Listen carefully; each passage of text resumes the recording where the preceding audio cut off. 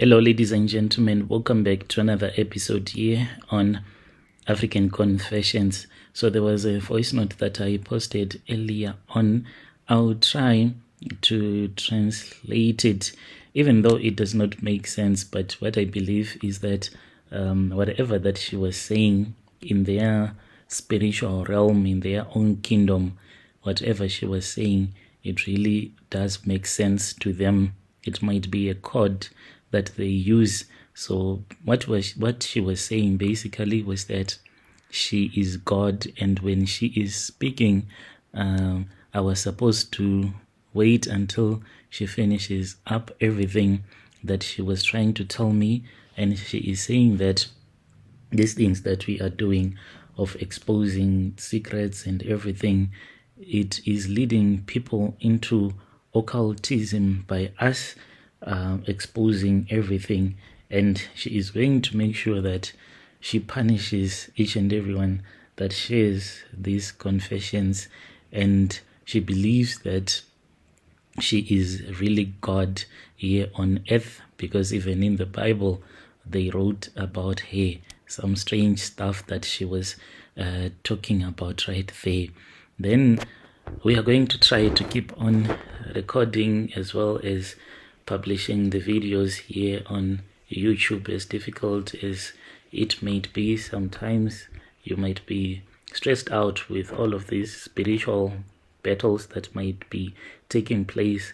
Like the last time that I spoke, when I said something had happened with my truck, you won't even believe it. The last time when I said that someone had opted to give me a trailer, fine, we went and the driver went to load cement.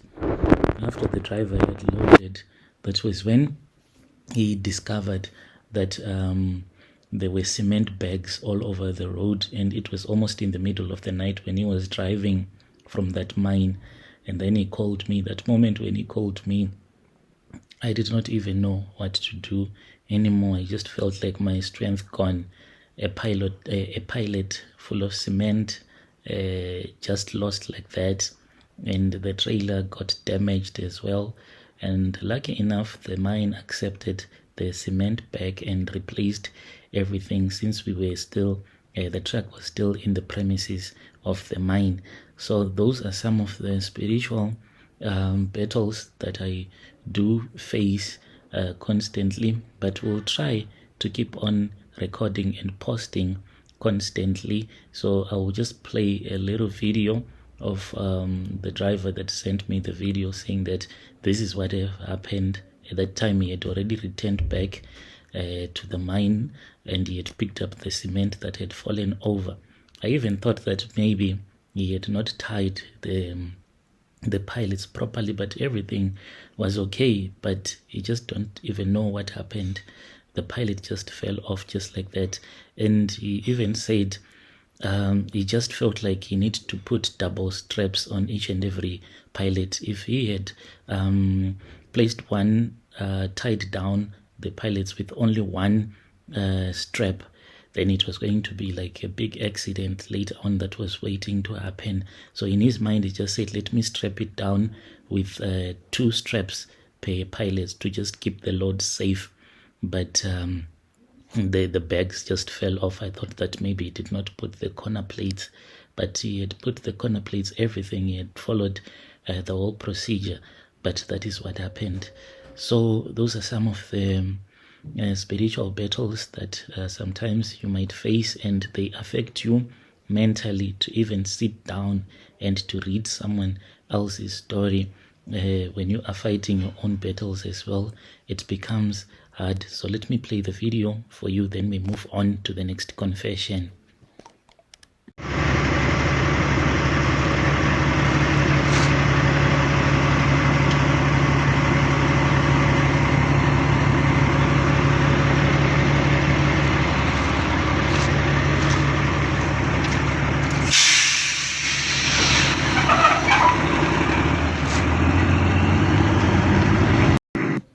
So that is the video that my driver sent to me.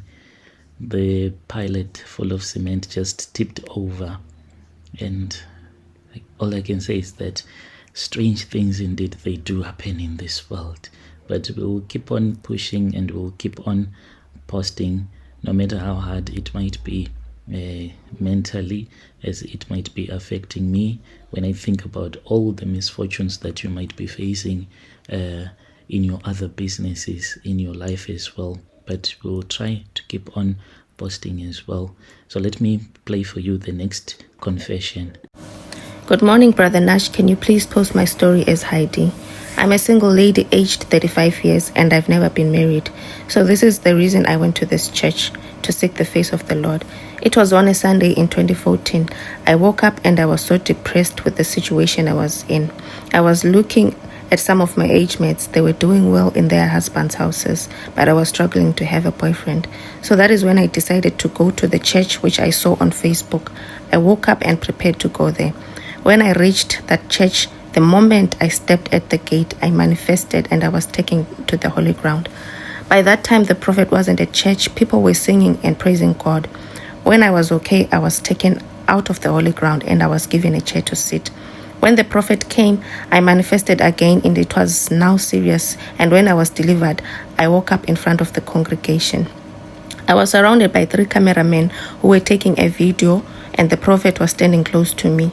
He asked me to stand up and he told me that I'm free from evil spirits that were following me. He asked me to remain after church for total deliverance. After church, I went to a small hall where I met the prophet. He laid his hands on my head and asked God to protect me. So he asked me to join praise and worship team. By that time, they were a small congregation. I served in this ministry for about 3 years and the numbers were low until the return of Papa from Ghana, where he had spent 2 weeks with his spiritual father. It was a powerful service, Brother Nashi, and there were so many people in church. And from that day, things began to change financially and big numbers of people started attending the church services. So one day I received a call from my rural home that my mother was seriously ill. So I thought before I go, I must go to church and inform my prophet. Since I was close to the prophet, I didn't follow any protocols to book to see him. I just went to the church. When I reached the church, his car was parked outside and I went straight to his office. So when I was passing through his office, I saw a big snake in his office. I went close to see and immediately the snake changed to my prophet. Imagine, I wanted to run away from this evil man. I couldn't run. I became half blind and he ordered the security men to put me in the holy ground. But this didn't work because it was not evil spirits, but instead him who had a hand in this. He was just faking people who were around. So he drove me back home and he threatened me that if I tell someone what I saw, it was not going to be well with me. He gave me a huge amount of money to silence me, but Brother Nashi, it's something which is eating me up. I'm still going to this church because I'm afraid that if I stop going there, he will kill me. Now the problem I'm having sometimes is I go mad for some days and the only person who can handle me is the prophet. He will come and anoint me with oil and then I get well. I need help, Brother Nashi. I can't continue being used like this. Please post for me. I'm ready to expose this pastor if I find someone who has powers to take me out of this situation.